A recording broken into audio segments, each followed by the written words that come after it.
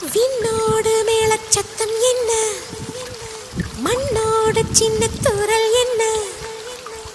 எங்கேதான் சென்றாயோ இப்போது வந்தாயோ, சொல்லாமல் வந்தது போல் இல்லாமல் போவாயோ, தப்பாமல் மீண்டும் சந்திப்பாயோ, நீ வரும்போது